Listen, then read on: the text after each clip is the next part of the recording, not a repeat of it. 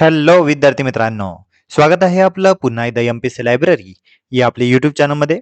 विद्यार्थी मित्रांनो, आज आपण पाहणार आहोत वीकली करंट अफेअर्स चालू घडामोडी जुलै पहिला आठवडा. विद्यार्थी मित्रांनो, या जुलैच्या पहिल्या आठवड्यामध्ये अतिशय महत्त्वाच्या न्यूज या समोर आलेल्या आहेत आणि या सर्व न्यूज आपल्याला परीक्षेच्या अनुषंगाने खूप खूप महत्त्वाच्या असणार आहेत. त्यामुळे व्हिडिओ शेवटपर्यंत जरूर पहा आणि चॅनलवर जर नवीन असाल तर सबस्क्राईब करायला विसरू नका. चला तर मग सुरू करूयात आजच्या व्हिडिओला. सर्वप्रथम ज्येष्ठ दिग्दर्शिका विजया मेहता यांचे नुकतंच दुःखद निधन झालेले आहे. मराठी प्रायोगिक रंगभूमीच्या अग्रणी दिग्दर्शिका विजया मेहता यांच्या वयाच्या 92व्या वर्षी निधन झालेले आहे.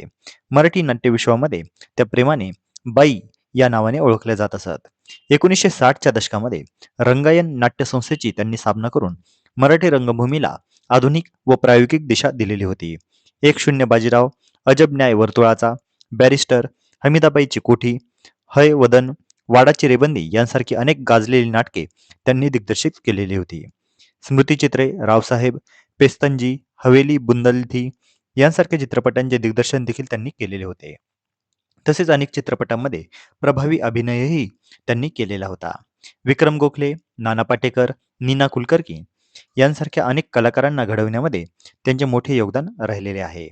संगीत नाटक अकादमी पुरस्कार, पद्मभूषण, कालिदास सन्मान, महाराष्ट्र शासनाचा जीवनगौरव पुरस्कार यांसह अनेक प्रतिष्ठित पुरस्कारांनी त्यांना गौरवण्यात आलेले होते. त्यामुळे नाव लक्षात असू द्या, ज्येष्ठ दिग्दर्शिका विजया मेहता. पंतप्रधान नरेंद्र मोदी यांना नुकताच guardian of the blue horizon या पुरस्काराने सन्मानित करण्यात आलेले आहे. 28 जून 2026 रोजी हा पहिल्यांदाच कोणाला तरी प्रदान करण्यात आलेला सन्मान आहे. हा सन्मान सेशल्सचे राष्ट्राध्यक्ष डॉक्टर पॅट्रिक हर्मिनी यांच्या हस्ते प्रदान करण्यात आलेला आहे. पर्यावरण संवर्धन व शाश्वत विकासातील नेतृत्वासाठी हा पुरस्कार देण्यात आलेला आहे. मोदींनी हा सन्मान हवामान बदलाशी लढणाऱ्या सर्व देशांना समर्पित केलेला आहे. मोदी यांचा हा 34वा आंतरराष्ट्रीय सन्मान आहे. मोदींनी सेशल्सच्या नॅशनल असेंब्लीला संबोधित करणारे हे पहिले भारतीय पंतप्रधान देखील ठरलेले आहेत. भारत आणि सेशल्स राजनैतिक संबंध हे 1976 पासून आहेत आणि याच अनुषंगाने हा सन्मान अतिशय महत्त्वाचा ठरत आहे. सेशल्स हे एक बेट देश आहे.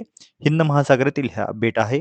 याची राजधानी आहे व्हिक्टोरिया आणि यांचे चलन आहे सेशल्स रुपी.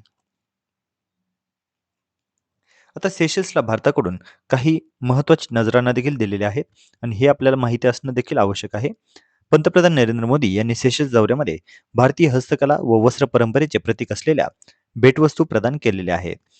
सेशल्सच्या अध्यक्षांना मुरादाबादचे पितळी कासव, प्रथम महिलेला महेश्वरी सिल्कची ओढणी व बिदरी कामाची पेटी त्यांनी भेट दिलेली आहे. तर उपाध्यक्षांना सिक्कीमच्या ऑर्किडचे चित्र आणि त्यांच्या पत्नींना कांचीवरम सिल्क, तर नॅशनल असेंब्ली अध्यक्षांना तोडा समुदायाची पारंपरिक शाल त्यांनी भेट दिलेली आहे. लक्षात घ्या, मुरादाबाद हे पितळी शहर म्हणून ओळखले जाते. कांचीवरम सिल्क हे तामिळनाडू राज्यातील आहे. महेश्वरी सिल्क हे मध्य प्रदेशातील आहे. तर बिदरी कला ही कर्नाटकातील आहे. त्यामुळे संपूर्ण भारताचंच एक प्रकारे चित्रण या नजरानामध्ये आता प्रदर्शित झालेलं आहे. विधान परिषदेच्या उपसभापती आता सचिन अहिर यांची बिनविरोध निवड झालेली आहे. शिवसेना शिंदे गटाचे सचिन अहिर यांची महाराष्ट्र विधान परिषदेच्या उपसभापतीपदी बिनविरोध निवड झालेली आहे. ठाकरे गटाचे उमेदवार मो अभ्यंकर यांनी परंपरेनुसार उमेदवारी अर्ज मागे घेतल्याने अहिर यांची एकमताने निवड झालेली आहे. आता सचिन अहिर हे मागील काही दिवसांमध्ये फार चर्चेमध्ये होते. आता याचं महत्वाचं कारण म्हणजे त्यांनी नुकतंच आपलं पक्षांतर केलेलं होतं. आता 10व्या अनुसूचीच्या परिच्छेद 5 नुसार लोकसभा अध्यक्ष, उपाध्यक्ष, राज्यसभा उपसभापती आणि विधानसभा विधान परिषदेचे अध्यक्ष उपाध्यक्ष यांना पक्षांतर बंदी कायद्यातून सूट मिळत असते. त्यामुळे या पदावर निवड झाल्यानंतर त्यांनी पक्ष सोडला तरीही पक्षांतर बंदी कायदा त्यांना लागू होत नाही. ही फॅक्ट आपल्याला परीक्षेच्या अनुषंगाने माहिती असणं खूप खूप आवश्यक आहे. सचिन अहिर हे 2022 मध्ये धनुष्यबाण चिन्हावर विधान परिषदेवर निवडून आलेले होते. शिवसेनेचा दावा आहे की धनुष्यबाण हे चिन्ह एकनाथ शिंदे यांच्या शिवसेनेकडे असल्याने तांत्रिकदृष्ट्या पक्षांतर झाल्याचे मानता येत नाही. जनरल धीरज सेठ हे आता भारताचे 31वे लष्कर प्रमुख झालेले आहेत. 1 जुलै 2026 रोजी अधिकृतपणे लष्कर प्रमुख पदाचा पदभार त्यांनी स्वीकारलेला आहे. आता त्यांनी कुणाची जागा घेतलेली आहे? तर निवृत्त झालेले जनरल उपेंद्र द्विवेदी यांच्याकडून त्यांनी सूत्रे स्वीकारलेली आहेत. राष्ट्रीय संरक्षण प्रबोधिनीचे माजी विद्यार्थी ते आहेत. तसेच डिसेंबर 1986 मध्ये आर्म्ड कोअरमध्ये देखील त्यांची नियुक्ती झालेली होती. भारतीय लष्कराचे आधुनिकीकरण, उदयोन्मुख तंत्रज्ञान आणि भविष्यातील युद्ध सज्जतेमध्ये त्यांचे महत्त्वाचे योगदान राहिलेले आहे. वाळवंटी भागातील आर्म्ड रेजिमेंट, पश्चिम थिएटरमधील आर्म्ड ब्रिगेड आणि यामधीलच दहशतवाद विरोधी दलाचे त्यांनी नेतृत्व केलेले होते. सुदर्शन चक्र कोर, दिल्ली एरिया, दक्षिण पश्चिम कमांड आणि दक्षिण कमांडचे त्यांनी यशस्वी नेतृत्व केलेले होते. त्यामुळे लक्षात घ्या, जनरल धीरज सेठ आता भारताचे 31वे लष्कर प्रमुख झालेले आहेत. सीबीडीटीच्या अध्यक्षपदी आता रवी अग्रवाल यांच्या 6 महिन्यांची मुदतवाढ त्यांना मिळालेली आहे. केंद्र सरकारने सीबीडीटी म्हणजेच केंद्रीय प्रत्यक्ष कर मंडळाचे अध्यक्ष असलेले रवी अग्रवाल यांना मुदतवाढ दिलेली आहे. त्यांचा कार्यकाळ हा 1 जुलै 2026 रोजी संपणार होता. आता ते 31 डिसेंबर 2026 पर्यंत अध्यक्षपदावर कार्यरत असणार आहेत. रवी अग्रवाल हे 1988च्या बॅचचे IRS अधिकारी आहेत. त्यांनी जुलै 2024 मध्ये सीबीडीटी अध्यक्षपदाची सूत्रे ही स्वीकारलेली होती. आता देशभर व्ही.बी.जी. रामजी हा कायदा आता लागू झालेला आहे. 1 जुलै 2026 पासून हा नवीन कायदा देशभर लागू झालेला आहे. व्ही.बी.जी. रामजी याच्या अगोदरची स्कीम कोणती होती? तर मनरेगा. मनरेगाचं आता नवीन नाव असणार आहे व्ही.बी.जी. रामजी. या व्ही.बी.जी. रामजीचा फुल फॉर्म आहे विकसित भारत गॅरंटी फॉर रोजगार अँड आजीविका मिशन ग्रामीण. 100 ऐवजी 125 दिवस हमी रोजगार यामध्ये मिळणार आहेत. यामध्ये नितींचा वाटा आहे केंद्र सरकारमार्फत 60% आणि राज्य सरकारमार्फत 40%. 15 दिवसांमध्ये काम न मिळाल्यास साप्ताहिक बेरोजगारी भत्ता हा देखील यामध्ये मिळणार आहे. तसेच 15 दिवसांमध्ये मजुरी थेट खात्यामध्ये उपलब्ध होईल. जलसंधारण, पायाभूत सुविधा, उपजीविका व हवामान बदलाशी संबंधित कामांना यामध्ये आता प्राधान्य देण्यात येणार आहे. महाराष्ट्रामध्ये व्ही.बी.जी. रामजी या अंतर्गत प्रतिदिन मजुरीचा दर हा 317 इतका निश्चित करण्यात आलेला आहे. आता एम.जी. नरेगा या योजनेबद्दल देखील आपल्याला माहिती असणं आवश्यक आहे. एम.जी. नरेगाचा फुल फॉर्म होता महात्मा गांधी राष्ट्रीय ग्रामीण रोजगार हमी कायदा. हा कायदा 2005चा होता. अंमलबजावणी याची 2 फेब्रुवारी 2006 पासून झालेली होती. ही जगातील सर्वात मोठी रोजगार हमी योजना ठरलेली होती.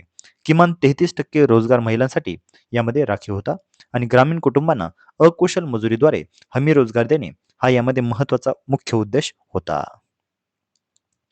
महिला शेतकरी सक्षमीकरण विधेयक 2026 हे नुकतेच महाराष्ट्राच्या विधानसभेमध्ये मंजूर झालेले आहे. महाराष्ट्र विधानसभेमध्ये हे एकमताने मंजूर झालेले आहे. महिला शेतकऱ्यांना स्वतंत्र कायदेशीर ओळख देणारे महाराष्ट्र देशातील आता पहिलेच राज्य ठरलेले आहे. आपल्याला अशा पद्धतीचा प्रश्न देखील या ठिकाणी विचारण्यात येऊ शकतो. यामध्ये प्रमुख वैशिष्ट्य काय आहेत? तर पात्र महिलांना महिला शेतकरी प्रमाणपत्र दिले जाणार आहे. कृषी योजना, अनुदाने, पीक विमा, बँक कर्ज, कृषी विस्तार सेवा, शासकीय खरेदी व गोदाम सुविधांचा यामध्ये लाभ मिळणार आहे. महाराष्ट्र राज्य महिला शेतकरी निधी स्थापन करून विविध योजना राबविण्यामध्ये आता येणार आहेत. ग्रामीण भागातील पात्र महिला शेतकऱ्यांनाच याचा लाभ मिळणार आहे. परराज्यातील महिला मजुरांना मात्र शेतकरी दर्जा मिळणार नाही. आता याच अनुषंगाने आपल्याला काही महत्त्वाच्या गोष्टी देखील माहिती असणं आवश्यक आहे. महिलांना शेतकरी म्हणून कायदेशीर दर्जा देण्यासाठी आता हे नवीन विधेयक मंजूर झालेले आहे. 18 वर्षांवरील ग्रामीण व नगरपंचायत क्षेत्रातील महिलांना शेतकरी प्रमाणपत्र देण्याची यामध्ये तरतूद आहे. महिला शेतकरी निधी, महिला शेतकरी सक्षमीकरण परिषद आणि मंत्रालयामध्ये स्वतंत्र महिला शेतकरी कक्ष यावेळी आता स्थापन करण्यात येणार आहे. बियाणे, खते, कृषी कर्ज, पीक विमा, बाजारपेठ, अर्थसहाय्य यांसह विविध शासकीय योजनांचा आता लाभ देखील मिळणार आहे. ग्रामसभेच्या मान्यतेनंतर सहाय्यक कृषी अधिकाऱ्यांकडून शेतकरी प्रमाणपत्र दिले जाणार आहे. नकार मिळाल्यास तालुका कृषी अधिकाऱ्याकडे अपील देखील करता येणार आहे. शेतमजूर, पशुपालन, दुग्ध व्यवसाय, मत्स्यपालन, कुक्कुटपालन, मधमाशी पालन, मशरूम, फळबाग, फुलशेती, रेशीम, गांडूळ खत, कृषी वनीकरण अशा शेतीपूरक क्षेत्रामध्ये काम करणाऱ्या महिलांनाही आता शेतकरी दर्जा हा मिळणार आहे. व्हॉट्सअपच्या युजरनेम फीचरवर आता नुकतेच केंद्र सरकारने आक्षेपार्ह भूमिका आता घेतलेली आहे. आता फोन नंबर लपवून युजरनेमद्वारे संपर्क साधण्याचे नवीन फीचर व्हॉट्सअपने जाहीर केलेले होते.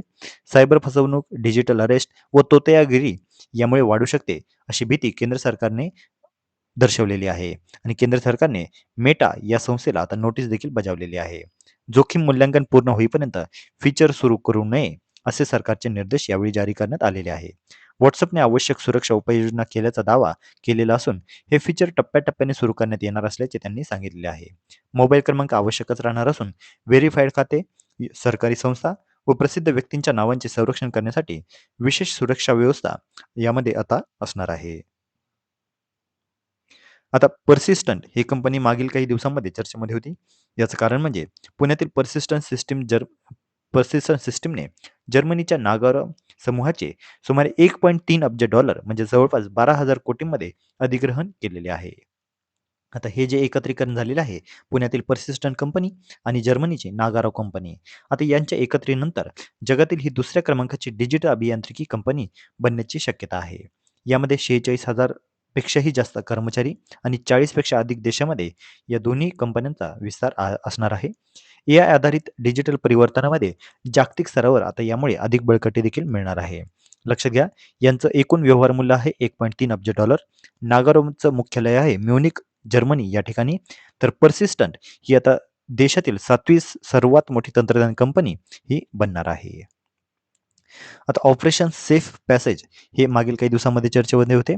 महाराष्ट्र छत्तीसगड सीमेवर आता या ऑपरेशन अंतर्गत संयुक्त कारवाईमध्ये 2 वाघांची कातडी व अवयवांसह तिघांना अटक करण्यात आलेली आहे.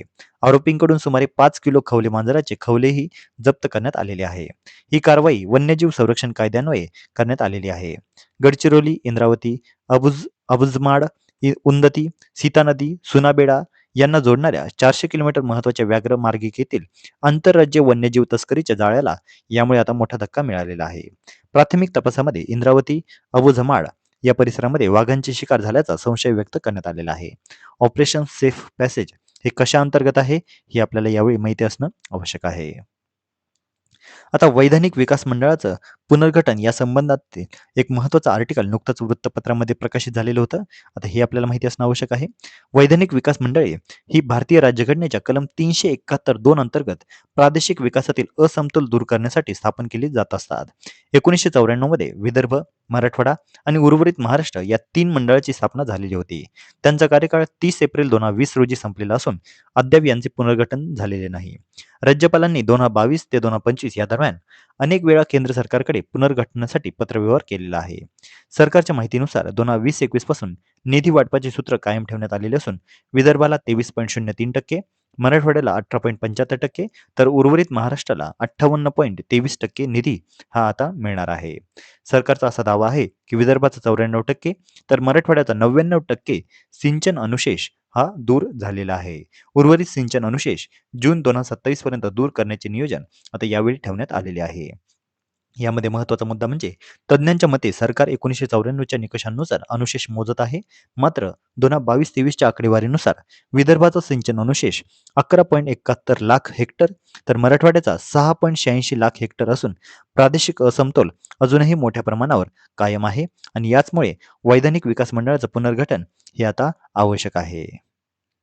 दक्षिण मुख्यालयाच्या आता प्रमुखपदी जनरल राजेश पुष्कर यांची नियुक्ती करण्यात आलेली आहे. लेफ्टनंट जनरल राजेश पुष्कर यांनी भारतीय लष्कराच्या दक्षिण मुख्यालयाचे प्रमुख म्हणून आता पदभार स्वीकारलेला आहे. पदभार स्वीकारल्यानंतर त्यांनी दक्षिण विभाग युद्ध स्मारक येथे शहीद जवानांना श्रद्धांजली वाहिली व गार्ड ऑफ ऑनर देखील यावेळी स्वीकारला. एनडीएचे हे माजी विद्यार्थी असून पुष्कर हे डिसेंबर 1988 मध्ये 74 आर्म्ड रेजिमेंटमध्ये दाखल झालेले होते. त्यांनी भूतान, मॉस्कोतील भारतीय दूतावास तसेच एनडीए प्रशिक्षक म्हणूनही महत्त्वपूर्ण जबाबदाऱ्या पार पाडलेल्या आहेत. त्यांना आतापर्यंत अतिविशिष्ट सेवा पदक, विशिष्ट सेवा पदक तसेच चीफ ऑफ आर्मी स्टाफ कमॅन्डेशन आणि 3 आर्मी कमांडर कमेंडेशन हे त्यांना मिळालेले आहेत. नाव लक्षात असू द्या, दक्षिण मुख्यालयाच्या प्रमुखपदी आता लेफ्टनंट जनरल राजेश पुष्कर. आशियाई देशांना आता शस्त्रास्त्रांची धार आता मिळालेली आहे. भारताच्या ब्रह्मोस क्षेपणास्त्र व आकाशतीर हवाई संरक्षण प्रणालीला जागतिक स्तरावर मोठी मागणी वाढत आहे. संयुक्त अरब अमिरातीने आता भारताकडून ब्रह्मोस व आकाशतीर या खरेदीसाठी प्राथमिक चर्चा सुरू केलेली असून करार झाल्यानंतर ब्रह्मोस घेणारा तो जगातील 4था देश ठरणार आहे. 2025-26 मध्ये भारताची संरक्षण सामग्री निर्यात ही आता 38,424 कोटींपर्यंत पोहोचलेली असून ती 62.66% इतकी वाढ यामध्ये अपेक्षित आहे. भारताने 2029-30 पर्यंत 50,000 कोटींचे निर्यातीचे लक्ष्य देखील ठेवलेले आहे. सध्या भारत 80हून अधिक देशांना संरक्षण उपकरणांची निर्यात करत आहे. त्यामध्ये सायप्रस, ग्रीस, व्हिएतनाम, इंडोनेशिया आणि फिलिपिन्ससह अनेक देश हे भारतीय शस्त्रास्त्रांमध्ये रस देखील दाखवत आहेत. आकाशतीर ही भारताची आधुनिक एकात्मक हवाई संरक्षण प्रणाली असून ती ड्रोन, क्षेपणास्त्रे व शत्रूची विमाने शोधून त्यांच्यावर स्वयंचलित कारवाई करू शकते. तसेच वाढती शस्त्रास्त्र निर्यात भारताची संरक्षण क्षमता, आर्थिक बळ आणि सामरिक प्रभाव अधिक मजबूत करत असून चीन आणि पाकिस्तानला धोरणात्मक संदेश यामार्फत आता देण्यात आलेला आहे. स्वरसम्राज्ञी आशा भोसले जीवनगौरव पुरस्कार हा आता नुकताच सुरू करण्यात आलेला आहे. राज्यातील गायन संगीत क्षेत्रामध्ये आयुष्यभर उल्लेखनीय योगदान देणाऱ्या ज्येष्ठ कलावंतांचा गौरव करण्यासाठी राज्य सरकारमार्फत स्वरसम्राज्ञी आशा भोसले संगीत जीवनगौरव पुरस्कार सुरू करण्यात येणार आहे. या पुरस्काराचं स्वरूप आहे 10 लाख रुपये रोख रक्कम, शाल आणि सन्मानचिन्ह. तज्ज्ञ समितीमार्फत पुरस्कारार्थीची निवड केली जाईल आणि हा पुरस्कार दरवर्षी 8 सप्टेंबर म्हणजेच आशा भोसले यांच्या जयंतीनिमित्त किंवा त्यांच्या जवळच्या दिवशी प्रदान करण्यात येणार आहे. आता आर-टी-आयमधील ज्या काही जाचक सुधारणा होत्या, आता या स्थगित करण्यात आलेल्या आहेत.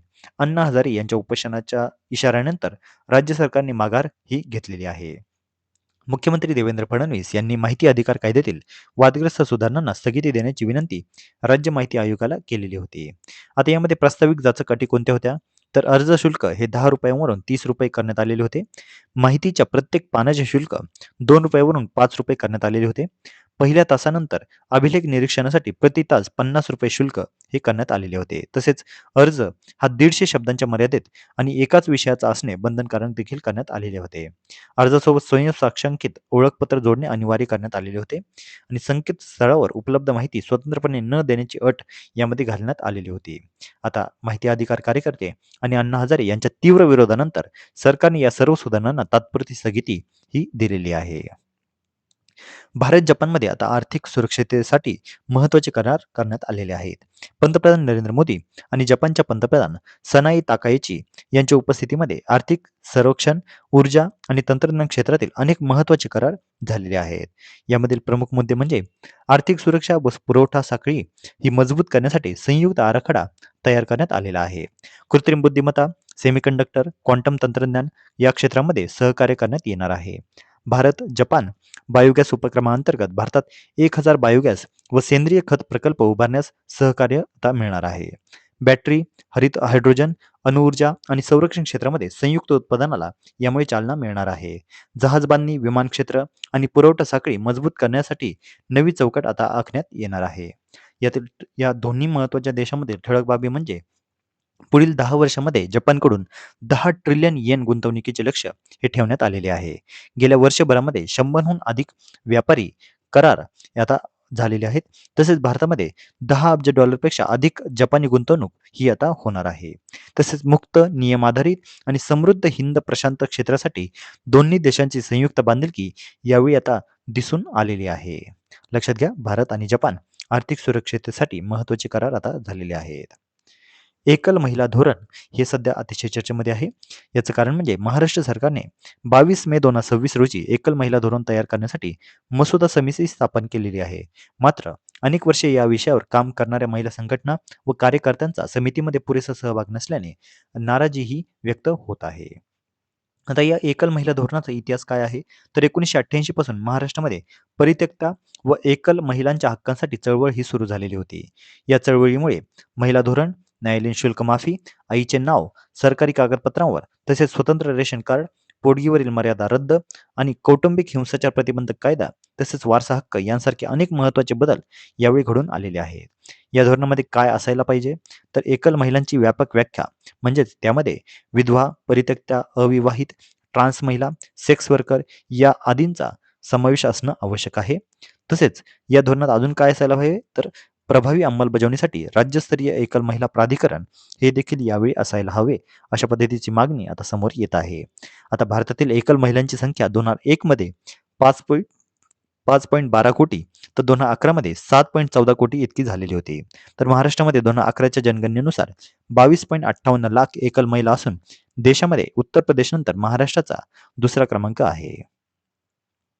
आता राष्ट्रीय ई गव्हर्नन्स सुवर्ण पुरस्कार आता नुकताच मिळालेला आहे.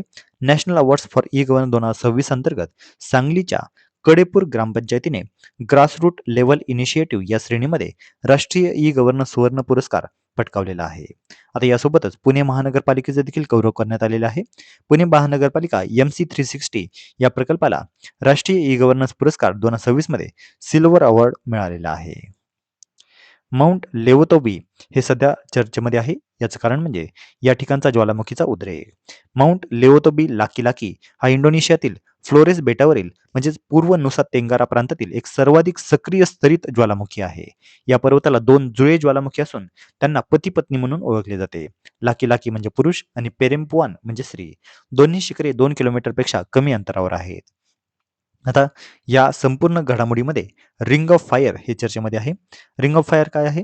तर पॅसिफिक महासागराभोवती सुमारे 40,000 किलोमीटर लांबीचा भूकंप व ज्वालामुखी क्रियांचा हा पट्टा आहे. इंडो ऑस्ट्रेलियन प्लेट ही युरेशियन प्लेट खाली सरकल्यामुळे हा प्रदेश अत्यंत सक्रिय आहे. इंडोनेशियामध्ये 120 सक्रिय ज्वालामुखी असून या देशाची लोकसंख्या सुमारे 27 कोटी एवढी आहे. मध्य प्रदेशातील आता 4 पारंपरिक पिकांना नुकताच GI टॅग मिळालेला आहे. हे 4 GI टॅग मिळालेली पिके कोणती आहेत? तर पहिले आहे सिताही कुटकी, दुसरं आहे नागदमन कुटकी, तिसरं आहे बैगनी अरहर आणि चौथा आहे महाकौशल छत्री तांदूळ. GI म्हणजे काय? तर जॉग्राफिकल इंडिकेशन. GI टॅगमुळे या पारंपरिक पिकांची ओळख, गुणवत्ता आणि बाजारमूल्य वाढत असते.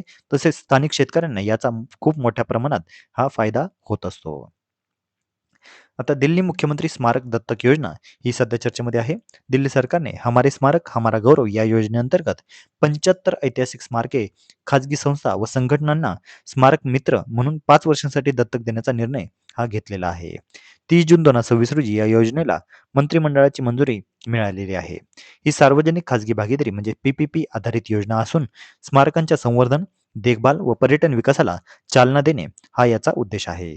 या योजनेसाठी सरकारकडून प्रति स्मारक 2 कोटींपर्यंत अनुदान हे देण्यात येणार आहे. आता या संपूर्ण आजच्या व्हिडिओमधील सर्वात महत्त्वाची गोष्ट म्हणजे SDG निर्देशांक 2026. आता आपल्याला परीक्षेमध्ये वारंवार इंडेक्सवर आधारित प्रश्न विचारण्यात येत असतो. त्यामुळे आपल्याला SDG निर्देशांक जो काही 2026 आहे नुकताच प्रदर्शित झालेला, हा आगामी काळामध्ये आपल्याला 100% विचारण्यात येऊ शकतो. आता या SDG निर्देशांकामध्ये 2026 मध्ये भारताने आजवरचा सर्वोच्च क्रमांक हा पटकावलेला आहे. भारताचा 2026 मध्ये 94वा क्रमांक राहिलेला आहे. या अहवालाचं प्रकाशन 30 जून 2026 रोजी झालेलं आहे. भारताचे यामध्ये 68.3 हे 100 पैकी गुण राहिलेले आहेत.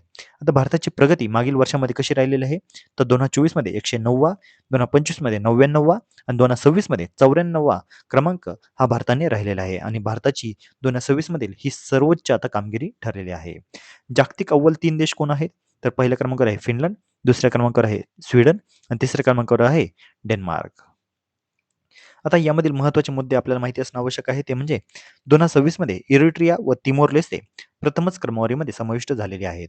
भारताच्या पुढे भूतान, मालदीव, नेपाळ व श्रीलंका हे दक्षिण आशियाई देश हे पुढे आहेत. तसेच 25 सप्टेंबर 2015 रोजी UN जनरल असेंब्लीने SDGची उद्दिष्टे ही स्वीकारलेली होती. आता चीनचा एक देश एक भाषा हा कायदा आता लागू करण्यात आलेला आहे. 1 जुलै 2026 पासून चीनने वांशिक समूह कायदा म्हणजे इथनिक युनिटी लॉ लागू केलेला आहे. 56 वांशिक समूहामध्ये एकसंध चीनी राष्ट्रीय ओळख निर्माण करणे हे यामागचे उद्दिष्ट आहे. यामध्ये प्रमुख तरतुदी काय आहेत? तर शाळा व सरकारी संस्थांमध्ये मॅन्डरिन भाषा ही अनिवार्य करण्यात आलेली आहे. पालकांनी मुलांना कम्युनिस्ट पक्ष व राष्ट्रनिष्ठेचे शिक्षण देणे अपेक्षित आहे. तसेच संग्रहालय, ग्रंथालये व सांस्कृतिक संस्थांनी चीनी इतिहास आणि राष्ट्रीय ऐक्याचा प्रचार करणे आता बंधनकारक देखील करण्यात आलेले आहे. हरियाणा आणि राजस्थान यामध्ये आता नुकताच एक करार झालेला आहे. या कराराबद्दल आपल्याला परीक्षेमध्ये माहिती विचारण्यात येऊ शकते. तर लक्षात घ्या 29 जून 2026 रोजी हरियाणा आणि राजस्थान यांनी यमुना पाणी वाटपासाठी सामंजस्य करार हा केलेला आहे.